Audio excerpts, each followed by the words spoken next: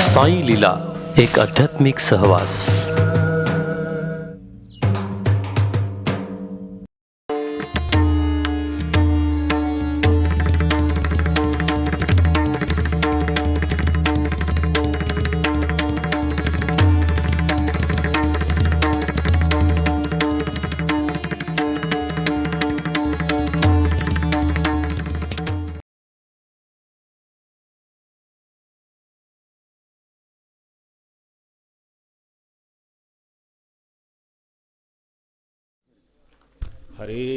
हरे राम राम राम हरे हरे, हरे कृष्ण कृष्ण कृष्ण हरे हरे.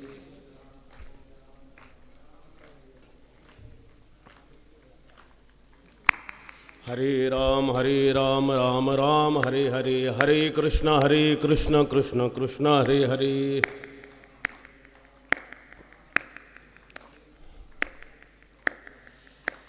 हरे राम राम राम हरे हरे, हरे कृष्ण कृष्ण कृष्ण हरे हरे.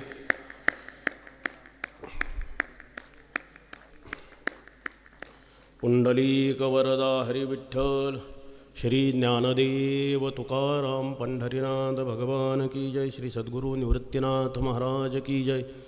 माऊली ज्ञानेश्वर महाराज की जय. जगद्गुरु श्री तुकाराम महाराज की जय. सद्गुरु जोग महाराज की जय. मावळवित विश्वाभासू, नवलोदयला चंडावशू, अद्वयाब्जेनी विकासू वंदू आता. प्रस्तुत प्रवचनरूपी सेवेकरता निवडलेली होई ग्रंथराज ज्ञानेश्वरीच्या 16व्या अध्यायातील आरंभीची ही ओवी आहे. ह्या ओवीचा सरलार्थ असा आहे, मावळवित विश्वाभासू, विश्वाभास नाहीसा करीत अगर बाध करीत आणि अद्वय ब्रह्मस्थिती रूप कमलिनीचा विकास करीत श्रीमद निवृत्तीनाथ महाराज श्री गुरुरूपी नवल सूर्य चित सूर्य उदयाला आलेला आहे. त्या चित सूर्याला ज्ञानेश्वर महाराज म्हणतात, मी वंदन करतो. आजपासून आरंभ झालेला हा उत्सव संत सम्राट श्री ज्ञानेश्वर महाराजांच्या सप्तशतकोत्तर सुवर्णमहोत्सवी जयंतीच्या निमित्ताने आणि आपल्या सर्वांचे श्रद्धास्थान गुरुवर्य बाबांचा अभिष्टचिंतन सोहळा या निमित्ताने आजपासून हा दिव्य आणि भव्य अशा पद्धतीचा महोत्सव या ठिकाणी आज सुरुवात झालेली आहे, संपन्न होते. आणि आजच्या ही प्रथम दिवसाची ही प्रवचनरूपी सेवा गुरुवर्य बाबांच्या आज्ञेने माझ्याकडे आलेली आहे. यथामती दिलेल्या वेळेत काही ओवीवर चिंतन करण्याचा मी प्रयत्न करणार आहे. आणि आजचा दिनविशेषसुद्धा असा आहे की संत सोपानदेव महाराजांचा आज समाधी सोहळ्याचा दिवस आहे. 725वा समाधीचा दिवस. वारकरी संप्रदायातील जे काही अत्यंत श्रद्धेची जी स्थानं आहेत, ठिकाणं आहेत, त्यापैकी ही संतांची संजीवन समाधी आहे, सम्यक जीवन समाधी. आजही महाराज त्या विग्रहाला धारण करून त्या ठिकाणी समाधी अवस्थेमध्ये बसलेले आहेत. असा हा परमपावन दिवस आहे. आणि त्या पवित्र दिवशी आजपासून एवढ्या भव्य कार्यक्रमाला आरंभ होत आहे. संत सम्राट ज्ञानेश्वर महाराजांच्या सप्तशतकोत्तर जो सुवर्ण महोत्सवी वर्ष आहे की मामासाहेबांनी जे शक दिले, शके 1293, 2 शक आहे, 1293 आणि 1297. मामासाहेबांनी जो शक सांगितला की ह्या शकाप्रमाणे उत्सव आत्ता ह्या वर्षात ते वर्ष आहे. ज्ञानेश्वर महाराजांच्या अवताराची जी दिव्यता आहे, भव्यता आहे, लक्षात घ्या. कारण आपल्या वारकरी संप्रदायाला लाभलेली ही सर्व संतांची जी परंपरा आहे, श्रीमंत निवृत्तीनाथ महाराजांपासून श्री निळोबा महाराजांपर्यंत हे सर्व अवतारी संत आहेत. केवळ जगदोद्धार करण्याकरता हे संत अवतीर्ण झाले. अवतारी संत आहे. आता ह्याही शब्दाचा अर्थ असा की पुन्हा संतांमध्ये काही प्रकार आहे का, तर पहिलं जे वर्णन केले की स्वतः देव भक्ताच्या उद्धाराकरता गुरुरूप धारण करतो. माझ्या विठोबाचा कैसा प्रेमभाव, आपणची देव होय गुरु. म्हणजे पहिल्यांदा देव संत होतो आहे. दुसरं संतांचं वर्णन, तुम्ही आम्ही ज्या मनुष्य देहात आलो आहोत, का आलो त्याच्या पाठीमागे अनेक कारण आहे, अनेक दोष असतील. पण ह्या मनुष्य देहाचं जे वैभव आहे की मनुष्य शरीरात येऊन जर मनुष्याने प्रयत्नपूर्वक परमार्थ केला तर असलाही मनुष्य अनेक दोषात जरी जन्माला आलेला असला तरी तो साधू स्वरूपाला प्राप्त होऊ शकतो. अपिचेत सुदुराचारो भजते मामनन्य भाग, साधुरैव समंतव्य सम्यक व्यवसितो हि सहा. म्हणजे मानव एकदा संत होतो, पण तिसरा जो संतांचा प्रकार आहे तो अवतारी संतांचा आहे. संप्रदायातील ही संत परंपरा अवतारी संत आहेत, साक्षात परब्रह्म स्वरूप असणारे हे महात्मे. ब्रह्ममूर्ती संत जगी अवतरले, उद्धाराया आले दीनजना. ज्ञानेश्वर महाराज निवृत्तीनाथांचं वर्णन करता असताना सांगतात, आता उपायवन वसंतू, जो आज्ञेचा आहे व तंतू, अमूर्तची परिमूर्तू कारुण्याचा. निवृत्तीनाथ महाराज हे साक्षात परब्रह्म स्वरूप अमूर्त स्वरूप आहे, पण केवळ करुणेमुळे जनसामान्यांच्या उद्धाराची करुणा, भूतांची दया हे भांडवल संता, आपुली ममता नाही देही. ह्या पद्धतीने हे संत अवताराला आले. त्यामध्ये संत सम्राट ज्ञानेश्वर महाराज हे साक्षात महाविष्णूंचे अवतार आहे. महाविष्णूंचा अवतार सखा माझा ज्ञानेश्वर. ज्ञानेश्वर महाराजांच्या अवताराची जी दिव्यता आहे ती त्यांच्या जन्माच्या पूर्वीपासूनची आहे. कारण ज्ञानेश्वर महाराजांचे वडील श्री विठ्ठलपंत असंग ब्रह्मस्वरूप महात्मा होते, लक्षात घ्या. किंबहुना त्यांच्या मनामध्ये तीर्थयात्रेचा जो विचार आला, आईवडिलांचं दर्शन घेऊन तीर्थयात्रेला निघाले. विठ्ठले वंदोनी माता पिता दोन्ही, मग तीर्थाटनी मुहूर्त केला. आणि मग ही तीर्थयात्रा करत असताना पुढे ज्योतिर्लिंग देखिले, त्र्यंबक कुशावरती उदक स्वीकारले, वंदोनिया गंगाद्वार सव्य ब्रह्मगिरी, मग भीमाशंकरी आनंदला. आणि मग भीमाशंकरहून श्री क्षेत्र आळंदी या ठिकाणी गेल्यानंतर त्या ठिकाणी श्री सिद्धोपंतांची झालेली भेट. सिद्धोपंतांनी त्यांचं दर्शन झाल्यानंतर दर्शनी प्रशस्ती ठाव पुण्यपुरुष असा अनुभव आला. आलेल्या अतिथीचा महात्म्याचा काही सन्मान करावा म्हणून आपल्या घरी त्यांना घेऊन गेले. आणि एक चमत्कार म्हणा, ईश्वरी संकेत, साक्षात पांडुरंगाचा दृष्टांत त्यांना झाला. म्हणे कन्या सालंकृत द्यावी अशी. पांडुरंगाचा दृष्टांतही सांगितला. विठ्ठलपंत तर विवाह इच्छुक नव्हते. मग ते म्हणाले, तुम्हाला पांडुरंगाने अनुज्ञा केली तशी मला का नाही केली. आणि योगायोगाने रात्री पुन्हा पांडुरंगाने विठ्ठलपंतांनी स्वप्न दृष्टांत दिला. मूर्तिमंतचारी जन्मती हिच्या उदरी, म्हणून स्वीकारी आज्ञा माझी. म्हणजे त्यांचा जो विवाह झाला रुक्मिणी मातेशी केवळ पांडुरंगाच्या इच्छेने, कारण पांडुरंगाला स्वतः ज्ञानेश्वर महाराजांच्या रूपाने अवतार धारण करायचा होता. लोपले ज्ञानजगी हित नेणती कोणी, अवतार पांडुरंग नाव ठेवेली ज्ञानी. म्हणजे त्यांच्या विवाहामध्ये ती ईश्वर इच्छा असल्यामुळे पुढचा सर्व प्रसंग आहे. चरित्र मला सांगायचं नाही, चरित्र सांगायचं आहे गुरुवर्य चैतन्य महाराजांना. त्यांच्या मुखातून आपण ते ऐकणारच आहोत. पण ज्ञानेश्वर महाराजांच्या अवताराचे जे महत्त्व आहे की त्यांच्या जन्माच्या पूर्वीपासून मग पुढचं सर्व चरित्राचा भाग आहे. शर्ते शेवटी पैठण क्षेत्राचा झालेला चमत्कार असेल, तिथून अवतार कार्याची जी मुहूर्तमेढ रोवली. भक्ती संप्रदायाचा विशेषत्वाने प्रचार प्रसार करण्याचं काम ज्ञानेश्वर महाराजांच्या अवतारामध्ये महत्त्वाचं जर काही कार्य असेल तर संत सम्राट ज्ञानेश्वर महाराजांनी 5 ग्रंथाचं जे निर्माण करून ठेवलं आहे. 5 ग्रंथाचं निर्माण हे त्यांच्या अवतार कार्यातील अत्यंत श्रेष्ठ दर्जाचं, पहिल्या दर्जाचं कार्य आहे. कारण 5 ग्रंथाच्या निर्मितीच्या द्वारा आपण बघा, संत वाङ्मयाचं आपण चिंतन केलं, अभ्यास केला, संगत केली, त्याचा परिणाम काय होतो, समाजामध्ये दैवी संपत्ती नांदते.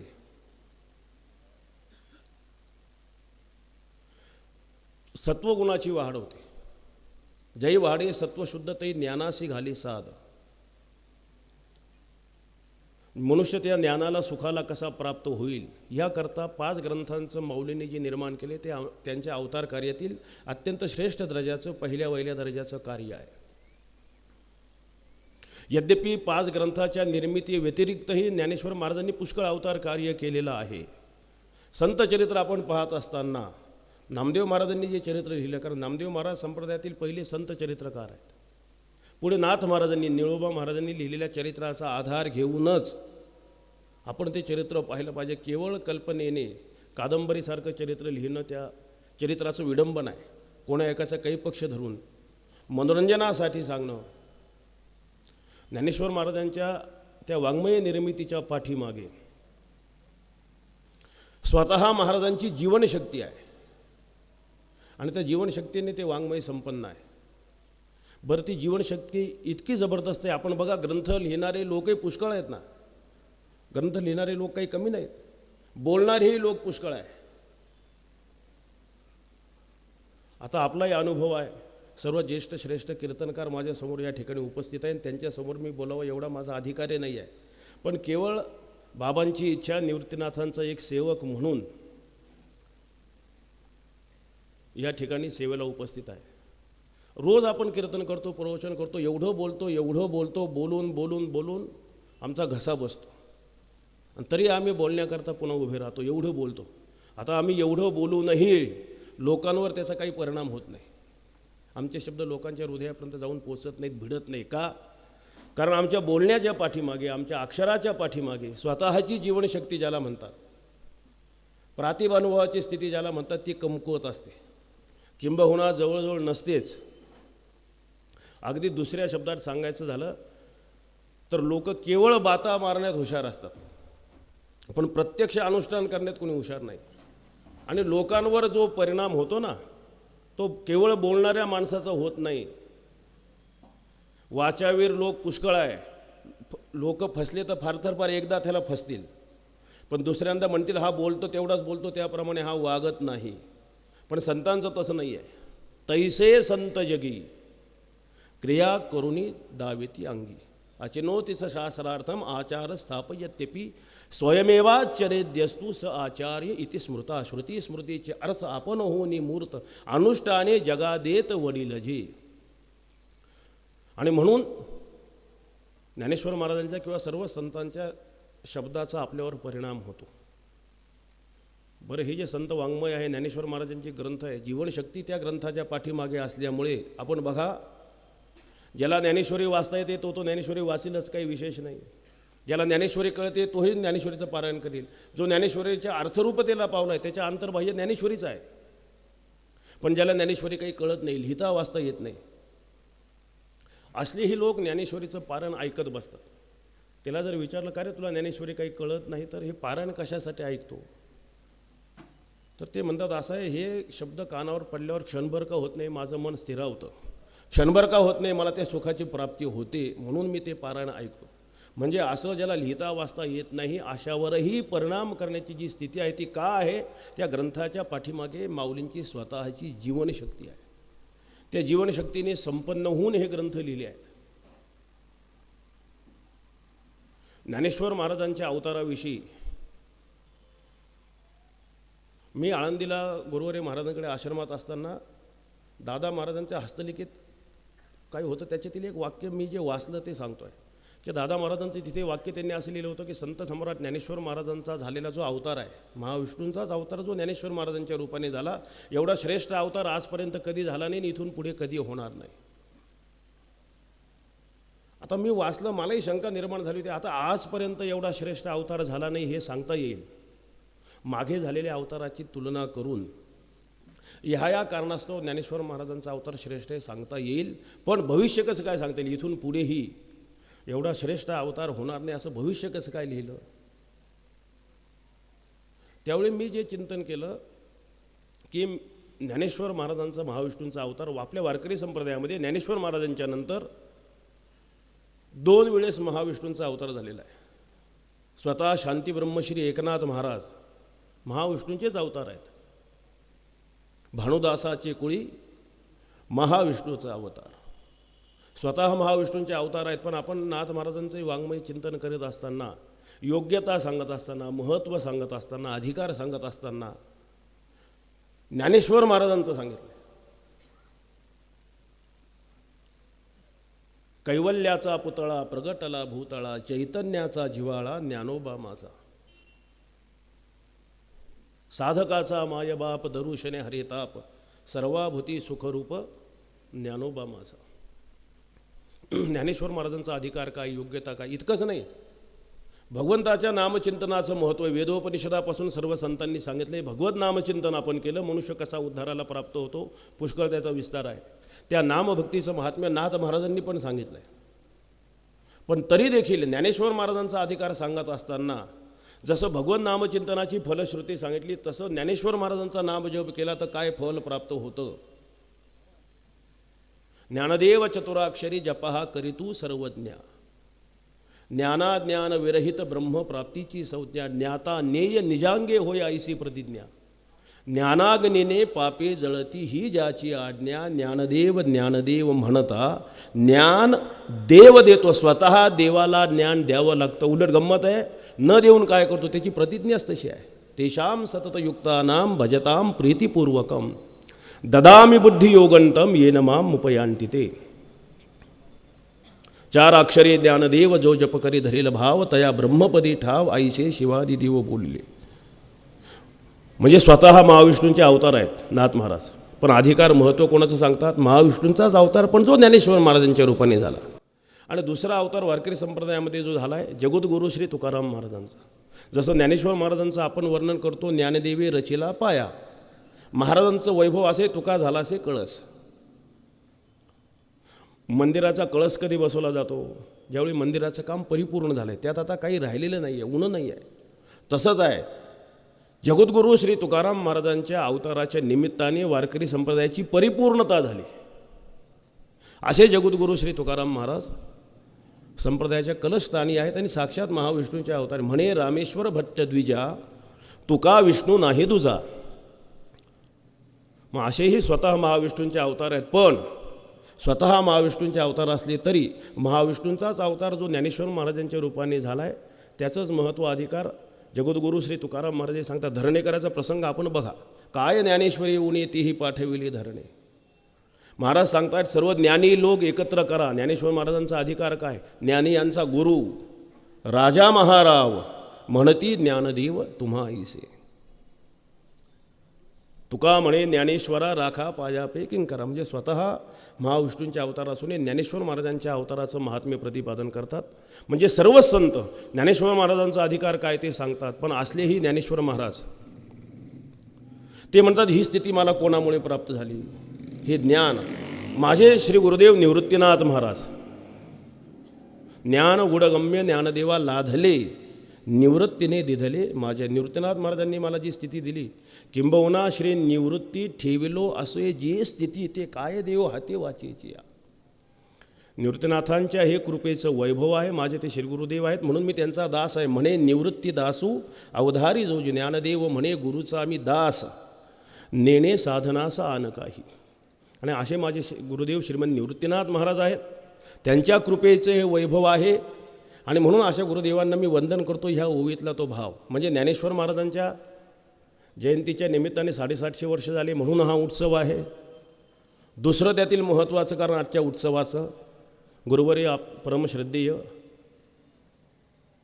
जोग महाराज भजनी मठाचे मठाधिपती गुरुवर्य बाबा यांचं अभिष्टचिंतन सोहळा आहे.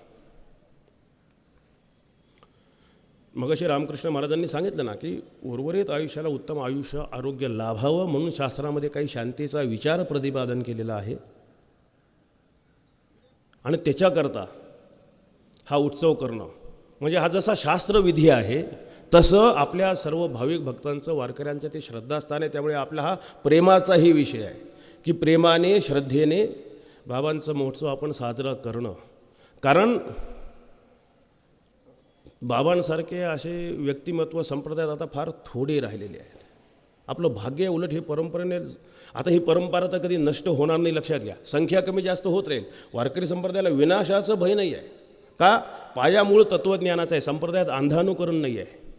पण असे श्रेष्ठ महात्मे आहेत, त्यांचं अभिष्टचिंतन आपण करणं. कारण त्यांचं जे जीवन कार्य आहे त्याचाही जर आपण विचार केला, सद्गुरू जोग महाराजांचं भजनी मठ ही जी स्थापना झाली म्हणजे जोग महाराजांची 2 आपत्ती आहे. आता कोणी म्हणेल महाराज तर ब्रह्मचारी होते. ब्रह्मचारी असून 2 आपत्ती आहे. पहिलं आपत्ती आहे इगतपुरीचा भजनी मठ आणि दुसरं अपत्य वारकरी शिक्षण संस्था आहे. मठ म्हणजे काय आहे? मुलगा आहे आणि संस्था ही कन्या आहे. आणि इगतपुरीच्या भजनी मठाचं वैभव म्हणजे मी जेव्हापासून जातो तेव्हापासून मला असं वाटतं की हा मठ त्या इगतपुरीचा आत्मा आहे. लक्षात घ्या, तिथे गेल्यावर जी अनुभूती येते. तर जोग महाराजांच्या प्रसादाने स्थापन झालेली ती वास्तू आणि त्या वास्तूमध्ये गुरुदेव बाबा मठाधिपती म्हणून ज्यावेळी स्थापित झाले, मला वाटतं तो 1975चा वगैरे काळ असेल. म्हणजे जवळजवळ 46-47 वर्ष मठाधिपती म्हणून झाले आहेत. आणि नाशिक जिल्ह्यात येऊन आता मगाशी बाबांनी सांगितलं की 61 वर्ष झालेले आहे. मठाचं ही धुरा सांभाळणं सोपं नाही आहे. आणि म्हणून त्यांचा उत्सव व्हावा, त्या सर्वात प्रेरणा देणारे म्हणजे गाथा मंदिराचे आपले अध्यक्ष गुरुदेव बाबा. या दोघांकडे पाहिलं की मला अशी अनुभूती येते की जणू हे दोन्ही राम आणि लक्ष्मणच आहे. म्हणजे त्यांचं परस्परांविषयी प्रेम, सहाय्य, कार्य करण्याची पद्धत.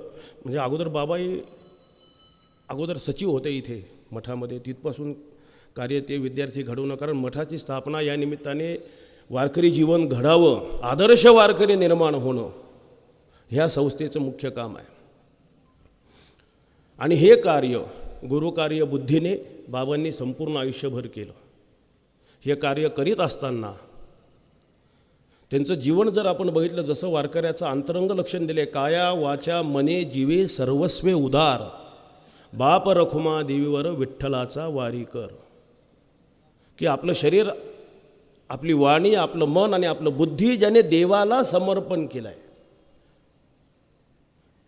तो वारकरी आहे. वाणी समर्पण करायचे म्हणजे देवा व्यतिरिक्त काही न बोलणं. मन समर्पण करायचं म्हणजे ध्यान करायचं तर विषयाचं नाही, देवाचंच ध्यान करायचं. बुद्धी समर्पण करायची म्हणजे ज्ञान ग्रहण करायचं तर देवाचंच.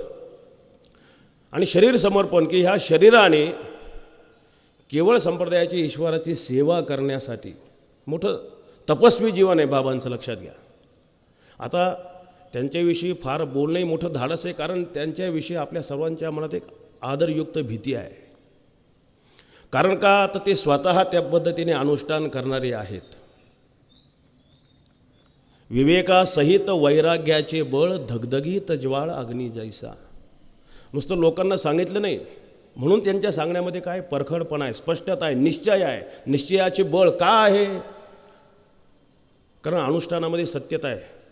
मग बोलण्यामध्ये कधी परखडपणा जरी असला, तुका म्हणे सत्य सांगे येवो तर रागे येतील, ते आपल्या हितासाठी असल्यामुळे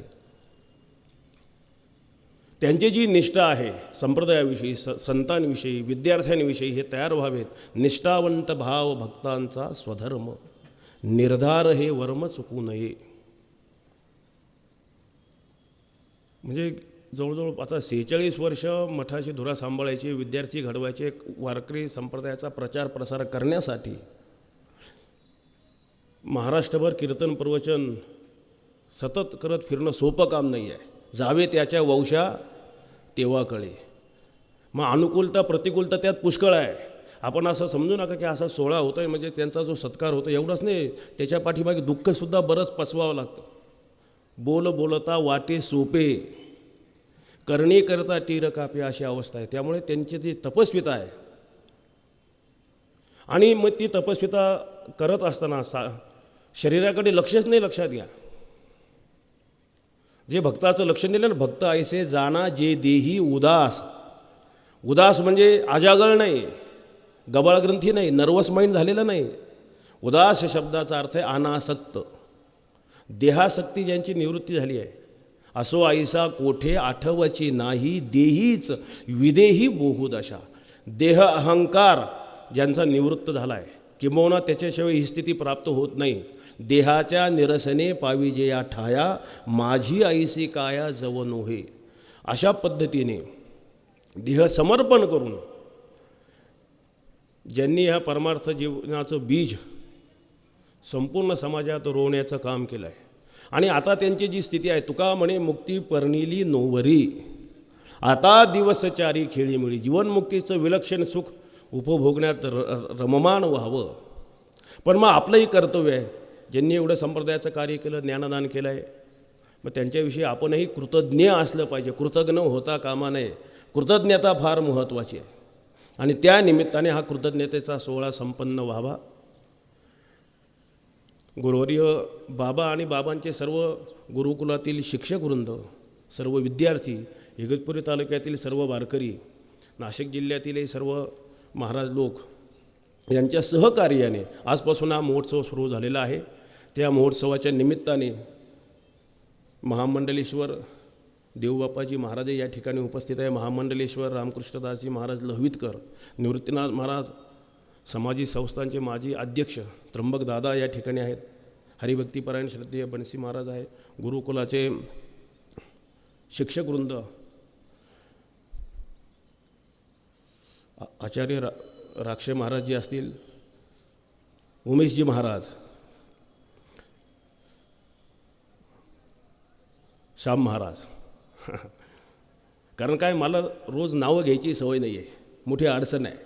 म्हणजे मला जी शिकवण आहे ना, कोणाची नावं घेऊ नये कार्यक्रमात, तेही आणि तंतोतंत सहज पाळली जाते. मी काही ठरवतही नाही.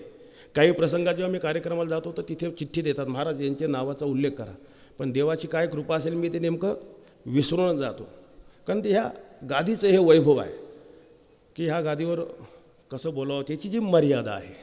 पण हा नामोल्लेख करणं या ठिकाणी कर्तव्य. आणि बाबांचंही मुख्य नाव राहिलं, गाथा मंदिर अध्यक्ष गुरुवर्य पांडुरंगजी महाराज यांच्या प्रयत्नाने हा महोत्सव आता संपन्न होणार आहे. बरं, आज आरंभी सर्व देवतांचंही पूजन झालं आहे, ध्वजाही फडकवली गेली आहे. आणि पहिल्यांदा गुरुपूजन कोणाद्वारा झालं आहे? रामकृष्ण महाराजांच्या. काय त्यांचा हातामध्ये राजयोग आहे, लक्षात घ्या. त्यांच्या हातात जादूची थैली आहे, त्याला आता कमी नाही पडणार काही, लक्षात घ्या. हा मोठा आशीर्वाद आहे, मला अनुभव आहे. त्यांच्यापासून गुरुपूजन झालेलं आहे आणि बाबांच्याच आज्ञेने ही सेवा माझ्या वाटेला आली आहे. यथामती ह्या ओवीवरही आता मंदिराच्या कलशारोहणही करायचं आहे निवृत्तीनाथांचा. मोठा कार्यक्रम करायचा आहे. आता सायासाने ते काम परिपूर्ण होत आहे. आता मगाशी महाराजांशी बोलतो, पौष महिन्यात कलशारोहणला मुहूर्त नाही, काही याग करून आपण फेब्रुवारी महिन्यामध्ये मोठ्या प्रमाणामध्ये आपल्याला तेही मंदिराचं काम कलशारोहण करायचं आहे. ही सेवा माझ्या वाटेला आली. ओवी घेतलेली आहे 16 अध्यायातील आरंभीची ओवी आहे. बरं, ह्या ओवीवरही चिंतन करण्याच्या पूर्वी संत सम्राट ज्ञानेश्वर महाराजांनी भगवद्गीताच ग्रंथ का निवडला याचा जर आपण विचार केला तर भगवद्गीता हा भगवान श्रीकृष्ण परमेश्वराने सांगितलेला ग्रंथ आहे आणि ज्ञानेश्वर महाराजांची आवडती देवता भगवान श्रीकृष्ण परमात्मा आहे. भगवंताविषयी जेवढी ज्ञानेश्वर महाराजांना आवड आहे तेवढी इतर देवतेविषयी असेल असं आपल्याला वाटत नाही. आणि आपल्या आवडत्या देवतेने लिहिलेला ग्रंथ आहे. आपण बघा, आवडत्या देवतेचं वर्णन करत असताना ज्ञानेश्वर महाराज पूर्ण देहभाव विवर्जित अवस्थेला प्राप्त होता, अगदी तल्लीन होऊन जातात. हालका रे कृष्णा डोलका रे, वर्णन बघा कसं आहे, हृदयाला जाऊन भिडेल. घडिये घडिये घडिये गुज बोलका रे, उभा राहून या कैसा हलवितो बाहू, बाप रखुमा देवेवरू विठ्ठलू नाहू. आता आपण विचार केला, आवडती देवता भगवान श्रीकृष्ण आहे आणि आपल्या वारकरी संप्रदायाचं उपास्य दैवत श्री विठ्ठल आहे. मग ज्ञानेश्वर महाराज श्रीकृष्ण भक्ती करत होते आणि श्री विठ्ठल भक्ती करत होते. मग विठ्ठल भक्ती आपल्याला मान्य आहे का श्रीकृष्ण भक्ती आपल्याला मान्य आहे? आणि दोन्ही भक्ती करत होते, ते एकनिष्ठ भक्त होते असंही कसं म्हणता येईल? तर त्याच्यातला थोडा भाव असा आहे की भगवान श्रीकृष्ण परमात्माच या ठिकाणी विटेवर उभा आहे. पांडुरंग परमेश्वर म्हणजे भगवान श्रीकृष्ण परमेश्वराचाच अवतार आहे. इतर टीकाकार सांगतात भगवान निजधामाला गेले, ज्ञानेश्वर महाराज सांगतात पुंडलिकाच्या भावार्था गोकुळीहुनी झाला येता, निज प्रेम भक्ती भक्ता घ्या घ्या आता म्हणत असे. यात कुठल्याही प्रकारचा भेद नाही. आणि म्हणून आणि आपण बघा ना, पांडुरंग हे सुद्धा जे नाव ठेवलं आहे ना, भगवान श्रीकृष्ण परमेश्वराशी ऐक्य सांगणार आहे. कशावरून? की भगवान श्रीकृष्ण परमात्मा गोकुळात असताना, गायी चारत असताना, गायींच्या खुराची जी उडालेली माती आहे, गोकुळामध्ये असणारी ती माती विशिष्ट रंगाची आणि भगवंताचा सावळा रंग त्याच्यावरती जाऊन चिटकायची आणि त्यामुळे देवाला जो रंग प्राप्त झाला त्याला म्हणतात पांडुर रंग. पांडुरंग हे नाव आहे. भगवान श्रीकृष्ण परमात्मा ऐक्य दाखवणारा असल्यामुळे ज्ञानेश्वर महाराज भगवद्गीतेवर टीका करण्याकरता प्रवृत्त झाले. आता आवडत्या देवतेने लिहिलेला ग्रंथ तर आहेच, पण आपण बघा मानवी देहात आल्यानंतर देवाने मनुष्याला उद्धार होण्याच्या दृष्टीने 3 गोष्टी दिल्या आहेत. एक हे स्थूल शरीर दिलेलं आहे, एक मन दिलेलं आहे आणि एक बुद्धी दिलेली आहे. आणि या तिन्ही क्षेत्रामध्ये उपदेश होण्याची गरज होती. आणि हे कार्य पहिल्यांदा वेदाने केलेलं आहे की स्थूल शरीराकरता कर्माचं प्रतिपादन केलं आहे, मन दिले मनाकरता उपासना भक्ती आणि बुद्धी दिली त्याच्याकरता तत्त्वज्ञान म्हणजे कर्म उपासना आणि ज्ञान मुख्य वेदाने प्रतिपादन केलेलं आहे. कर्म कशासाठी? स्थूल देहासाठी, की ह्या स्थूल देहाने निष्काम कर्माचं आपण अनुष्ठान करावं, कर्मे इशू भजावा. मनुष्य देहात आल्यावर कर्मद्वारा त्या देवाची आपण पूजा करावी.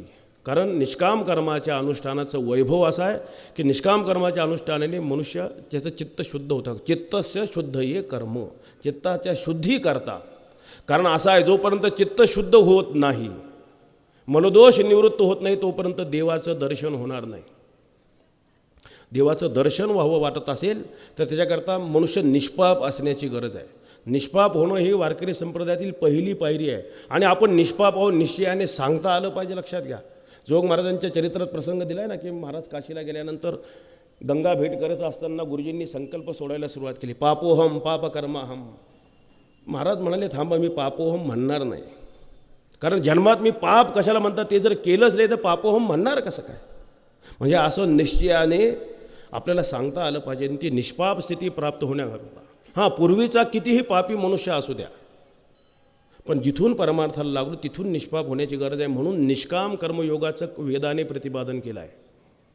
आता दुसरी गोष्ट, देवाने जे मन दिले ते मन संस्कारक्षम आहे, भावना संपन्न आहे, प्रेम संपन्न आहे, भक्ती संपन्न आहे. म्हणून मानसिक क्रियारूप भक्ती उपासना वेदाने प्रतिपादन केली आहे. ह्या भक्तीचं असं फल आहे की अशा पद्धतीने निष्काम भक्ती केली तर चंचल असलेल्या मनाला स्थिरत्व प्राप्त करून देण्याचं सामर्थ्य या भक्तीमध्ये आहे. प्रेमलक्षणात्मक वृत्तीचा भक्तीचा जर उत्कर्ष झाला तर देवाचा सगुण साक्षात्कार होतो. ह्या भक्तीचं एक महान फल आहे. दुसरं दैवी गुण संपत्तीतील भक्तीचं फल असं आहे की भक्ती करणारा मनुष्य नेहमी गर्व अहंकार विवर्जित होतो. एखाद्याच्या ठिकाणी गर्व अहंकार असेल तर आपण निश्चित समजावं याच्या ठिकाणी भक्तीचाच अभाव आहे. भक्ती कधीही गर्व अहंकार उत्पन्न होऊ देत नाही. म्हणून जेणेकरून मनुष्य गर्व अहंकार विवर्जित होईल, स्थिरचित्ताचा होईल, याच्याकरता भक्तीचा उपासनेचा उपदेश केलेला आहे. आणि मनुष्य शरीरात देवाने दिलेली बुद्धी, अशा प्रकारची बुद्धी 84 लक्ष योनीमध्ये केवळ मनुष्याला आहे. आहार निद्रा भयमैथुनंच सामान्यमेतत् पशुभिर नराणाम ज्ञानम हि तेषाम अधिको विशेषः ज्ञानेन पशुभिर समानः. म्हणजे असणारी विचारशक्ती विवेकशक्ती 84 लक्ष योनीमध्ये केवळ मनुष्याच्या ठिकाणीच देवाने दिली आहे. किंबहुना मानव हा देव आहे हा विचार केवळ मानवाला समजणे शक्य आहे. आणि मानव हा वस्तुस्थितीने देव आहे, परब्रह्मस्वरूप आहे हे सांगण्याकरता स्वतः देव अवतार धारण करतो, मानवरूप धारण करतो, भगवद्गीता प्रतिपादन करतो. म्हणून कर्म उपासना ज्ञान प्रतिपादन करणं वेदाचं मुख्य काम आहे. आणि अगदी तेच काम भगवद्गीतेने केलं असल्यामुळे एवं कांडत्रय निरूपिणी श्रुतीची हे कोडीसवाणी गीता पद्मरत्नांची लेणी लिहिली आहे. भगवद्गीतेने अगदी तेच काम केले म्हणून ज्ञानेश्वर महाराज भगवद्गीतेवर टीका करण्याकरता प्रवृत्त झाले. आणि इतकंच नाही तर गीतेचं वैभव आणखीन एक असं आहे, कर्म उपासना ज्ञान नुसतं सांगितलं नाही तर कर्म उपासना ज्ञान यांचा समन्वय भगवद्गीतेने प्रतिपादन केला आहे. समन्वयाचं ज्ञान हे खरं ज्ञान आहे. जर समन्वयाचं ज्ञान नसेल मनुष्य संशयात जातो की कर्माने मोक्ष होतो का, उपासनेने होतो का, ज्ञानाने होतो. ह्या 3 पायऱ्या आहेत, या परस्परांच्या विरोधी नाही. यात समसमुच्चय नसून क्रमसमुच्चय आहे. म्हणून तर वारकरी संप्रदायाचं सूक्ष्म चिंतन करण्याकरता काही अभ्यास केला पाहिजे, काही चिंतन केलं पाहिजे, संप्रदायपूर्वक अध्ययन केलं तर ही गोष्ट आपल्या लक्षात येईल. म्हणजे अशा पद्धतीचा समन्वय भगवद्गीतेत प्रतिपादन केला. आणि भगवद्गीतेचं आणखीन एक महत्त्व असं आहे की तोच ग्रंथ का निवडला. सर्वात अंतिम प्रमाण वेदाचा आहे, सर्वश्रेष्ठ प्रमाण वेद आहे. पण हा वेद कसा निर्माण झाला, ज्ञानेश्वर महाराज सांगतात हा वेदार्थ सागरू जया निद्रिताचा गुरु. पण भगवद्गीतेचा वैभव असा आहे तो स्वयं प्रत्यक्ष अनुवादला. आणि जी अध्याय संगती ज्ञानेश्वर महाराजांनी पुन्हा जी सांगितली आहे कर्म उपासना ज्ञान जे भगवद्गीतेत आहे, क्रमाने ज्ञानेश्वरीत आहे, म्हणजे 6 अध्याय कर्मपर, 6 अध्याय उपासनापर आणि 6 ज्ञानपर असा त्याच्यातला भाव नाही. ती अध्याय संगतीसुद्धा अशी आहे की ज्ञानेश्वर महाराज सांगतात पहिला अध्याय म्हणजे शास्त्र प्रवृत्ती प्रस्तावना आहे. किंबहुना अर्जुनाला जर विषादच निर्माण झाला नसता तर भगवद्गीताच निर्माण झाली नसती. आचार्यांनी भाष्य लिहित असताना दुसऱ्या अध्यायापासून आरंभ केला. आचार्य म्हणतात पहिला अध्याय म्हणजे काय, अर्जुन गीताच आहे. उलट अर्जुन देवाला शिकवत होता युद्ध करणं कसं चुकीचं आहे वगैरे. पण ज्यावेळी अर्जुनाच्या लक्षात आलं मी एवढं बोलणं, माझं बोलणं भगवान मनावर घेत नाही, त्या अर्थी माझं काही चुकतं आहे का, संशयात आला. म्हणजे अगोदर निश्चित भ्रमात होता, मग संशयात आला आणि मग शरणागती पत्करली. कार्पण्य दोषोपहत स्वभाव पुच्छामि त्वां धर्म सम्मूढ चेता यश्रेयस्या निश्चितम गृहीतन्मे शिष्यस्तेहम शाधिमान त्वां प्रपन्नम. म्हणून पहिला अध्याय प्रस्तावना आहे. दुसऱ्या अध्यायामध्ये सूत्ररूपाने भगवद्गीता सांगितली. साधनारंभूतो तृतीयाध्यायी बोलिला. मूळ कर्मयोगाचा उपदेश तिसरा अध्याय पूर्ण आणि चौथ्या अध्यायाच्या 23व्या श्लोकापर्यंत कर्मयोगाचं प्रतिपादन केलं.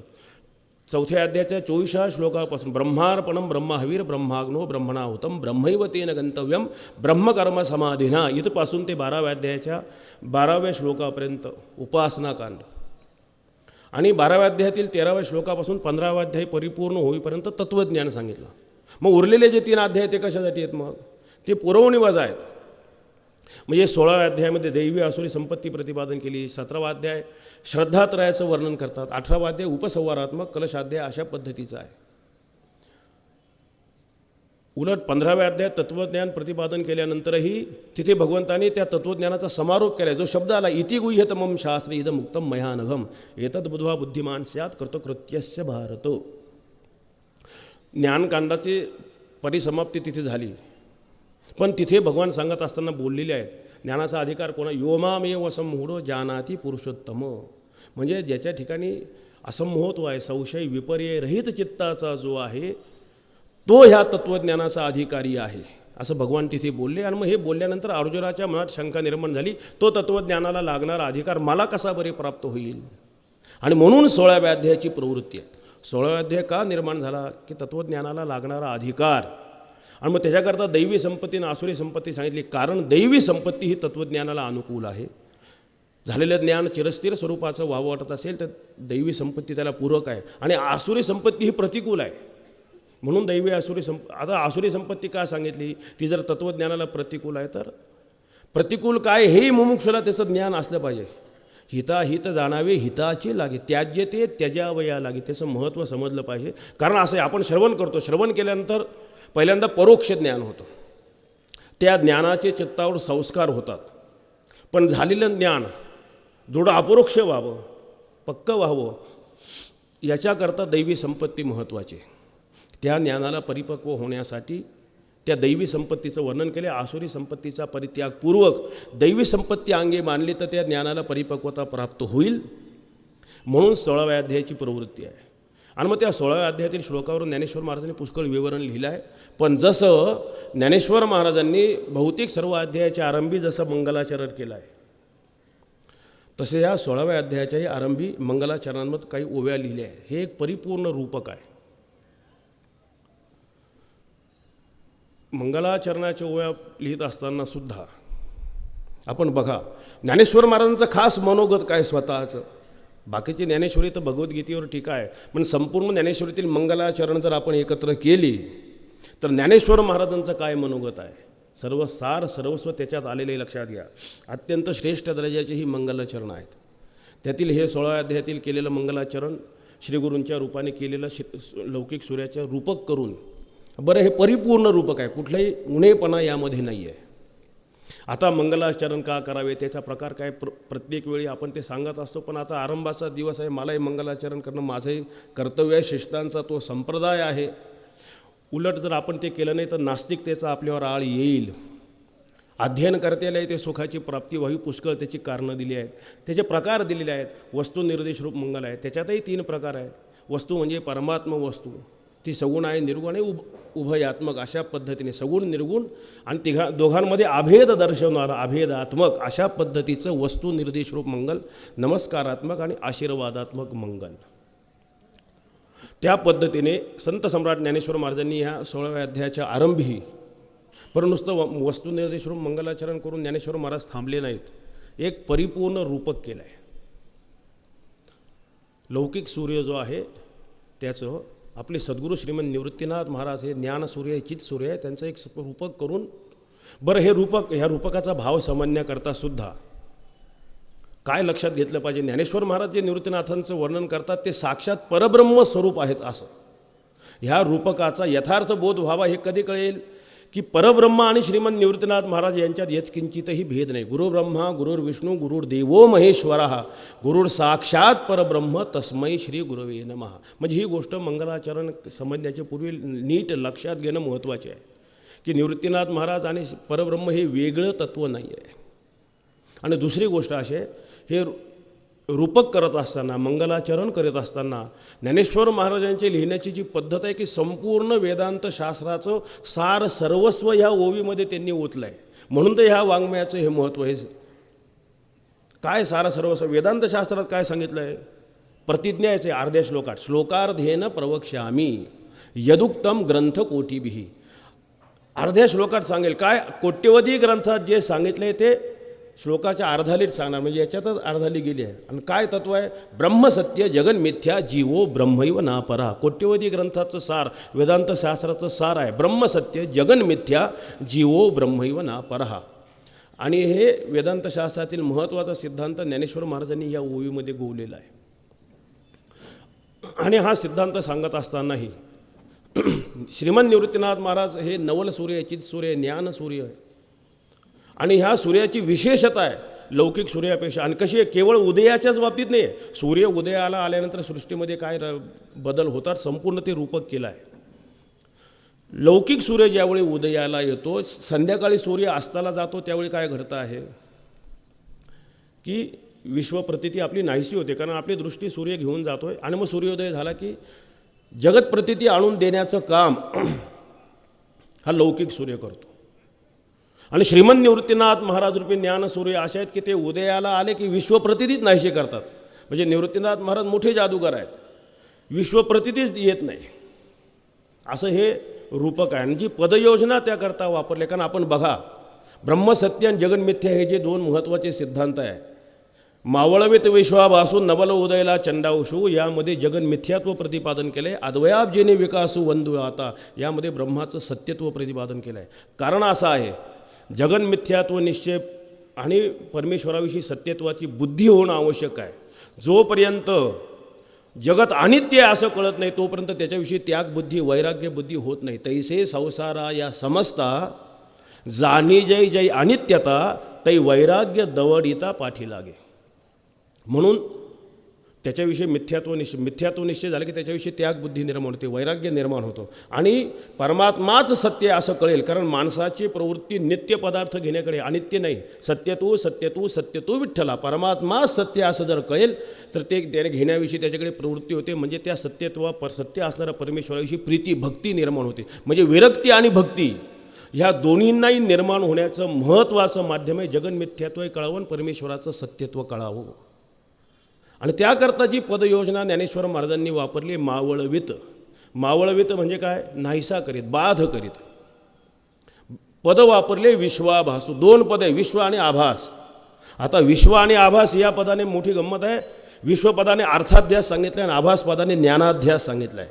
कारण काही शास्त्रकार अर्थाध्यास मानतात तर ज्ञानाध्यास म्हणत नाही, काही ज्ञानाध्यास मानतात तर अर्थाध्यास म्हणत नाही.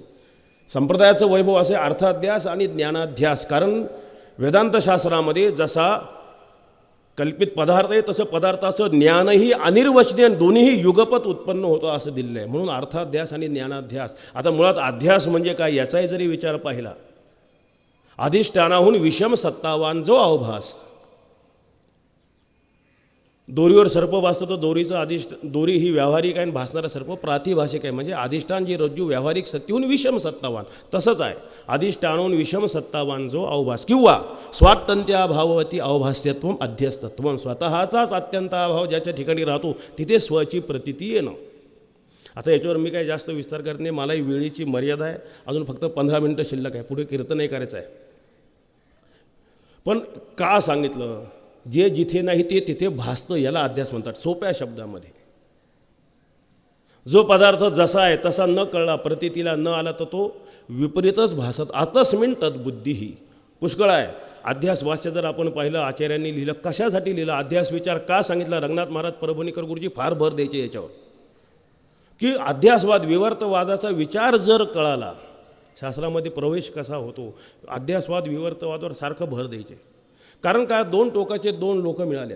आचार्यांनी अध्यास भाष्यात काय लिहिले, सत्यानृत्य मिथुनी कृत्य अहम इदम ममेदम इति नैसर्गिकोयम लोकव्यवहारा. पण तिथे पूर्वपक्षांनी शंका घेतली. आचार्यांनी सांगितलं आहे एकमेवा द्वितीयम ब्रह्मनेह नानास्ति किंचन. जगता असाच रैकालिक अत्यंत अभाव आहे ना. आता आचार्य आपण काय सांगता, परस्परांच्या ठिकाणी अध्यास झाला. पूर्वपक्षाने शंकाही घेतली, आत्मा पारमार्थिक सत्तावान आहे, बाकीचे सर्व पदार्थ प्रातिभाषिक सत्तेतील, आणि मग एकत्र कसे काय आले, यांचं एकत्र तमप्रकाशवत विरुद्ध स्वभाव. तिथे त्याचं उत्तर दिले, हे विरुद्ध एका ठिकाणी राहू शकत नाही. तिथे आचार्यांनी मत मांडत असताना सांगितलं आहे. का बरं हे मत मांडले, तीन पक्ष तयार झाले. एक अध्यास झाला आहे म्हणून, सर्वसामान्याच्या दृष्टीने जगत सत्य आहे म्हणून, आणि वेदशास्त्र संतांचा अनुभव जगत झालंच नाही म्हणून. मग आचार्यांनी मोठी तडजोड केली, कारण तडजोड करणारा मनुष्य बुद्धिमान असावा लागतो.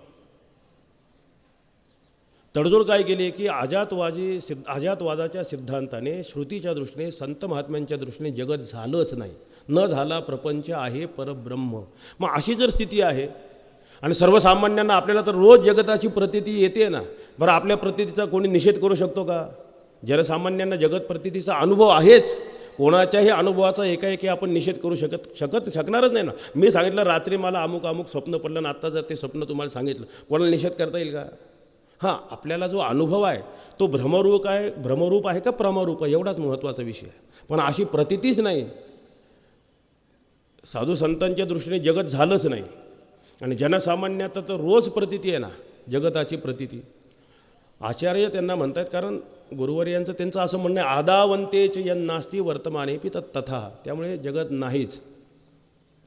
ठीक आहे, जगत नाही, पण सर्वसामान्य लोकांना प्रतीतीला, मग प्रतीतीला येतं म्हटलं येणे काही बिघडत नाही, ते त्याला सत्य समजतात. द्वैतापत्ती कधी आहे, जगताला सत्य समजण्यात. सर्वसामान्यांना जगत प्रतीती येते, यात आमचा काही विरोध नाही. म्हणजे एवढी गोष्ट त्यांच्याकडून कबूल करून घेतली. आणि आचार्य आपल्यालाही म्हणतात ना, तुम्हाला जगत दिसतं का, दिसतं जगत सत्य आहे, तर आपण फक्त जगत दिसतं एवढंच म्हणू शकतो. दिसणारं जगत सत्य म्हणण्याचा आपला अधिकार नाही, कारण ज्याच्या त्याच्या अधिकार कक्षात ठरवून दिलेले असतात. डोळ्याला फक्त दिसतं एवढंच म्हणू शकतो. दिसलेलं जगत सत्य डोळा, कारण प्रत्यक्षाचं एवढं लंगडे लक्षात घ्या, एवढी टाचणी असेल, त्याचं यथार्थ ज्ञान प्रत्यक्ष प्रमाण करून देऊ शकत नाही. साधं व्यवहारातील नातं असेल, एका घरामध्ये दोन महिला आहेत आणि दोन पुरुष आहे, आपण जर म्हटलं ही याची पत्नी आणि ही याची पत्नी, असं जर विचार केला, त्यांना विचारलं तुमचं नातं काय, म्हणतात आम्ही दोघं भाऊ आहे, या दोन आमच्या बहिणी आहेत. म्हणजे काय, नातं समजायला सुद्धा शब्द प्रमाण महत्त्वाचं आहे. म्हणून प्रत्यक्ष एवढं लंगडं आहे. त्यामुळे प्रत्यक्ष प्रमाणाने त्याची सिद्धी होऊ शकत नाही. म्हणून आचार्य त्या ठिकाणी असं सांगतायत की हे तुम्ही फक्त दिसतं एवढं म्हणा. कारण सत्य का म्हणू शकत नाही. आता सत्य कोणाला म्हणतात, असत कोणाला म्हणतात, याच्याही तिथे व्याख्या दिल्या आहे की जे तिन्ही कालामध्ये असतं ते सत्य असतं. पंचविध अभावरहित जे असतं ते सत्य असतं. त्रिविध भेदरहित असतं ते सत्य असतं. त्रिविध परिच्छेद रहित जे आहे ते सत्य आहे. प्रमाणाने जे सिद्ध होतं त्याला सत म्हणतात. म्हणजे कोणाला सत म्हणावं. आणि असत काय, जे केव्हाही त्याची प्रतीती येत नाही. जगत सत्य का नाही, ज्ञानाने निवृत्त होतो म्हणून सत नाही. मग असत का नाही, प्रतीतीला येतं म्हणून तर आचार्यांना सत रूपाने असत रूपाने त्याचं निर्वचन करता येईना. म्हणून तर अनिर्वचनीय ख्याती अभिव्यक्त झाली. बाद होण्यास योग्य जो रूपवान पदार्थ हा अनिर्वचनीय शब्दाचा अर्थ आहे. म्हणून आणि जगत प्रतीची संगती संपदात संतांनी असेच सांगितले, रज्जू सर्पाकार भासेले नरूपमस्य ततोपलब्धते. जसं दिसतंय तसं उपलब्ध होत नाही, पुष्कळ त्याचा विचार आहे. ज्ञानेश्वर महाराज तोच विचार सांगतायत. मग ही विश्वप्रतीती येतेच कशी. पहिल्यांदा येण्याचं कारण आहे परमेश्वर स्वरूपाचं अज्ञान, विशेष स्वरूपाचं अज्ञान. चांगदेव 65 आरंभाला हाच विषय सांगितला आहे. स्वस्ती श्री वटेशू जो लपोनी जगदा भासू दावी मग ग्रासू प्रगटला करी. चांगदेवांना आशीर्वाद देऊन ज्ञानेश्वर महाराज म्हणतात, जो लपोनी जगदा भासू दावी, परमात्मा विशेष स्वरूपाने लपला की जगत प्रतीती येते आणि प्रगटाला ग्रासू करी. आपण काय झाले ते परमेश्वर स्वरूपाचं आपल्याला झालेले गंमत आहे. परमेश्वराचं अज्ञान नसतं तर जगत प्रतीतीच झाली नसते. किंबहुना परमात्माच नसता कारण निराधिष्ठान कधी भ्रम होत नाही. परमात्मा आहे, तो सच्चिदानंद रूपाने आहे, पण सच्चिदानंद रूपाने न कळता असंच जड दुःखरूप परस्परांचा जो परस्परांच्या ठिकाणी झालेला अन्योन्य अध्यास आहे आणि त्याचा हा परिणाम आहे. त्याच्यामुळे जगत प्रतीती येते आणि आपण याला सत्य समजून बसले. ज्ञानेश्वर महाराज म्हणतात, अरे याला तू सत्य समजतो, हा अपराध का केला? ज्या पदार्थाला सत्य समजतो त्याचे ढिंडवडे आपल्या डोळ्या दिखत निघते ना. आजा मेला पंजा मेला बाप मसना नेला, देखत देखत नातू पंतू तोही तैसा झाला. पण ही परंपराच पडली ज्याला सत्य समजा. पडिले हे रूढी जगापरी चार, चालवी ती व्यवहार सत्य म्हणून. मग ही सत्यत्वाची समजूत निवृत्त झाली पाहिजे. याच्याविषयी त्या वास्तव ज्या जगताचं स्वरूप लक्षात येण्याकरताच श्रीगुरूंची संतांची आवश्यकता आहे. श्रीगुरू काय करतात की शिष्याला त्या तत्त्वज्ञानाचा उपदेश करतात आणि जगताविषयी मिथ्यात्व निश्चय म्हणून मावळवेत विश्वाभास मावळतो म्हणजे नाहीसा होतो. आता नाहीसा होतो म्हणजे आपण बघितलं, जो मनुष्य रात्री झोपला, मूर्छा ज्याला आली, समाधीत योगी पुरुष आहे, त्यांनाही जगत प्रतीती येत नाही आहे. मग त्यांचाही जगता भास निवृत्त झाला का? तर महाराज म्हणतात तसं नाही. ना प्रतीतीच त्यावर बाधा किंतु मिथ्यात्व निश्चया, त्याच्याविषयी दृढ मिथ्यात्व निश्चय करणं हे गुरूंचं मुख्य कर्तव्य आहे. माझे श्रीगुरू निवृत्तीनाथ महाराज असे नवल सूर्य आहे. चंडाउषू म्हटले. चंडाउषू का म्हटलंय? प्रखर किरण संपन्न आहे. ह्या गुरुरूपी सूर्याचे किरण एवढी प्रखर आहेत की केवळ विश्व आणि त्याचा आभास नाही, त्याचं कारण असणारं जे अज्ञान, त्या अज्ञानाचीही आत्यंतिक निवृत्ती करण्याचं सामर्थ्य श्री गुरुरूपी सूर्यात आहे. आणि मग असं ज्ञान दिल्यानंतर जगताविषयी जगत प्रतीती निवृत्त झाली, त्याच्याविषयी मिथ्यात्वाचा दृढ निश्चय झाला, मावळवेत विश्वाभासू. आणि दुसरा परिणाम काय झाला? अद्वयाब्जीनी विकासू. गुरूंच्या उपदेशामुळे अद्वय ब्रह्मस्थितीरूप कमलिनीचा विकास झाला. आता विश्वपदाने द्वैत सांगितले, अद्वैत पदाने अद्वैत सांगितले, पुष्कळ त्याच्यात सूक्ष्मता आहे. पण गुरूंनी उपदेश केल्यावर काय झालं? केवळ दृङ्मात्र परब्रह्म वस्तू. सूर्य उदयाला आल्यावर कमळाचा विकास होतो. विकास झाल्यावर ते कमळ पाकळ्यांच्या रूपाने द्वैत भावाला प्राप्त होतो. पण श्री गुरुरूपी सूर्याच्या उदयाने कमलिनीचा अद्वय ब्रह्मस्थितीरूप कमली, अद्वय स्थिती, द्वैत नाही. केवळ म्हणजे गुरूंनी उपदेश केला, अगोदर काय उपदेश केला? तत्वमसी. मग बोध झाला, अहम ब्रह्मास्मी. पण केवळ अहम ब्रह्मास्मीवर भागत नाही. मी ब्रह्म आहे, त्याबरोबरच सर्वम खल्विदम ब्रह्म, संपूर्ण जगत ब्रह्मस्वरूप आहे. अशा प्रकारची अद्वय स्थिती श्रीमंत निवृत्तीनाथांच्या कृपेने प्राप्त झाली. ज्ञानेश्वर महाराज म्हणतात, ह्या जगताकडे मी पाहतो आहे, परमेश्वराव्यतिरिक्त आता प्रतीतीचा विषय राहिला नाही. भरला घनदाट हरी दिसे. ज्ञानदेवा पाठ हरिया वैकुंठ भरला घनदाट. बहुनाम जन्मनाम अंते ज्ञानवान माम प्रपद्यते वासुदेव सर्वमिती समहात्मा सुदुर्लभा. हे समस्त ही श्री वासुदेवो ऐसा प्रतीती रसाचा ओतला भावो भक्ता माझी राहो ज्ञानिया तोची. म्हणजे असे केवळ परब्रह्म वस्तूचं यथार्थ दर्शन श्रीमंत निवृत्तीनाथांच्या कृपेने झालेलं आहे. ज्ञान गुडगम्य ज्ञानदेवा लाधले निवृत्तीने दिधले माझे हाती. म्हणून माझे गुरुदेव श्रीमंत निवृत्तीनाथ महाराज हे नवल सूर्य, चित सूर्य आहे. माझ्या आयुष्यात ज्यांचा उदय झाला आणि किंबहुना निवृत्तीनाथ महाराजांनी मला हे ज्ञान दिलं. आणि निवृत्तीनाथ महाराजांनी दिलेलं ज्ञानच मला सर्वतोपरी प्रमाण आहे. कारण आपण बघतो प्रमाणजन्य एखाद्या प्रमाण ज्ञानाला दुसऱ्या प्रमाणजन्य प्रमाण ज्ञानाकडून ज्यावेळी बाध निर्माण होतो, ते बाधित होतं, त्यावेळी मनुष्याला पश्चाताप करायची वेळ येते. पण वारकरी संप्रदायातील गुरुपरंपरेने प्राप्त झालेले ज्ञान असं आहे, मनुष्याला पुन्हा पश्चाताप करायची पाळी येत नाही. अन्य कोणत्याही प्रमाणजन्य प्रमाण ज्ञानाकडून ते बाधित होत नाही. म्हणून ज्ञानेश्वर महाराज सांगतात, ज्ञानदेवा प्रमाण निवृत्तीदेवी ज्ञान समाधी संजीवन हरिपाठ. निवृत्तीनाथ महाराजांनी दिलेलं ज्ञानच हे सर्वतोपरी प्रमाण आहे. आणि म्हणून निवृत्तीनाथ महाराज खरे दातारू आहे. शांतीची पै शांती निवृत्ती दातारू हरिनाम उच्चारू दिधला तेने. निवृत्तीनाथ महाराज ज्ञानदान करण्यामध्ये मंत्रदीक्षित खरे दातार आहे. आता व्यवहारात कितीतरी लोकांचं आडनाव दातार असतं, पण ते दातार नाही, घेतारच असतात.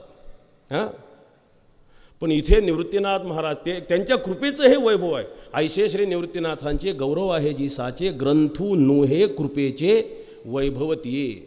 निवृत्तीनाथांची कृपा म्हणजेच हा ग्रंथ आहे. शांतरस वर्षाला तो हा ग्रंथू.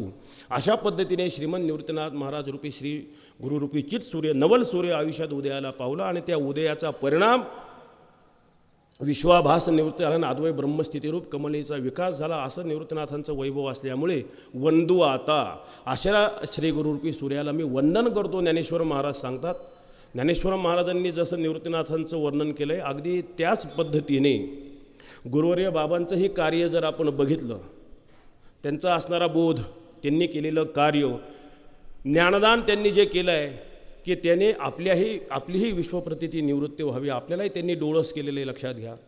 महान अशा पद्धतीचं कार्य बाबांच्या हातून घडलेलं आहे, घडत आहे, पुढेही घडणार आहे. म्हणून जसं ज्ञानेश्वर महाराजांनी निवृत्तीनाथांचं वर्णन केले त्या पद्धतीने आपल्या हातात काय, आता अशा गुरुवरांना वंदन करणं हेच आपलं कर्तव्य आहे. म्हणून त्यांच्या ह्या महोत्सवाच्या निमित्ताने त्यांनाही मी वंदन करतो. अशा पद्धतीने जे सांप्रदायिक कार्य अगदी म्हणजे वारकरी शिक्षण संस्थेमध्ये ज्यांनी प्रवेश घेतला, तिथे शिक्षणाचे धडे घेतले, भाग्य त्यांचं. पुन्हा असं आहे, गुरुवर्य मामासाहेबांची घनिष्ठ, ज्यांच्या आयुष्यातील बराच काळ त्यांच्या संगतीत गेला, मोठे बाबा असतील.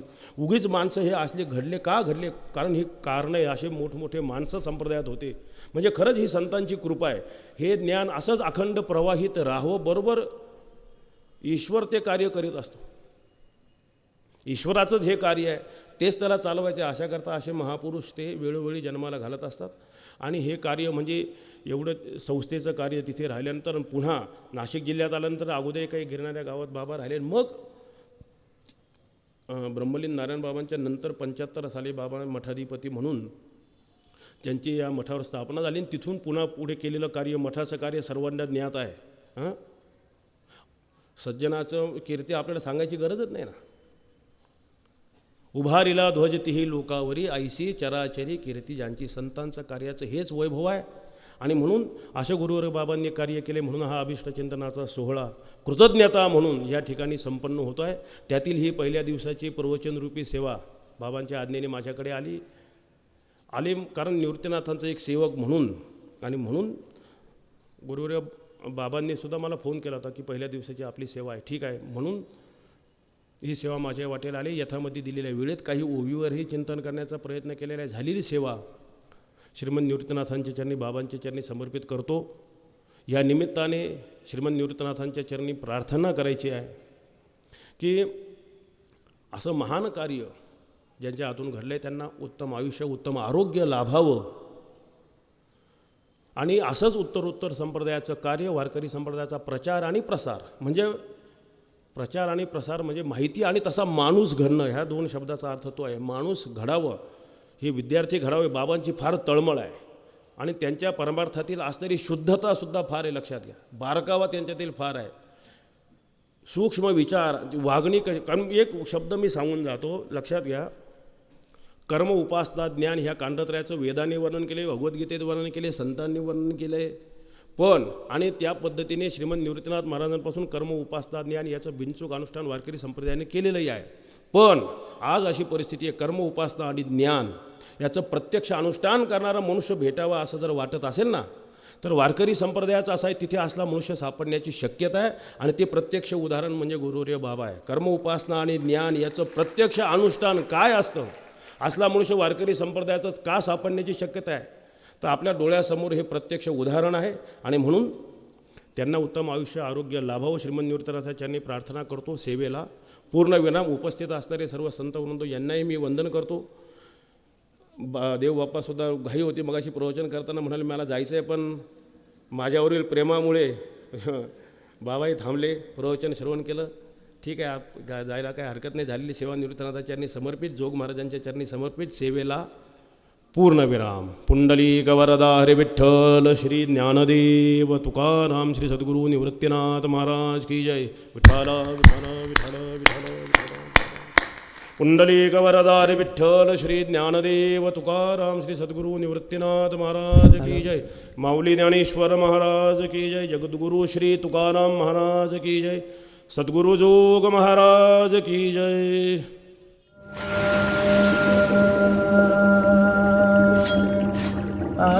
साई लीला, एक आध्यात्मिक सहवास.